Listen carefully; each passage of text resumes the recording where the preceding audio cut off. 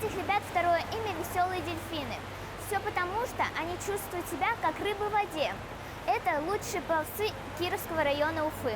В бассейне Башкирского государственного педагогического университета имени Акмуллы проходит районный этап всероссийских соревнований по плаванию «Веселый дельфин». Здесь лучшие в своем деле ребята со всего Кировского района. Сначала соревновались девочки, но мы пришли поддержать парней. Витя, поздравляю тебя с 3-м местом. Почему не первое? Спасибо. Я занял первое место, потому что на первом полтиннике слишком много сил потратил. Сколько нужно тренироваться, чтобы попасть на такие соревнования? Ну, не знаю, я тренируюсь более 5 лет. Но попал на эти соревнования, потому что эти соревнования 9-8 год. Полсотни спортсменов-мальчишек поделены на 8 заплывов. К соревнованиям допускаются лишь те ребята, чья подготовленность не ниже 2-го спортивного разряда.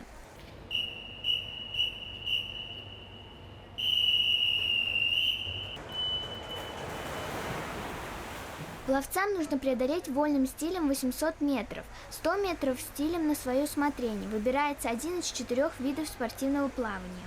Сейчас они сдают 200 метров комплексное плавание. Эмаль, я поздравляю тебя с 1-м местом. Что нужно сделать, чтобы стать чемпионом? Много заниматься, чтобы всегда результат был лучше и лучше. Расскажи про эти соревнования.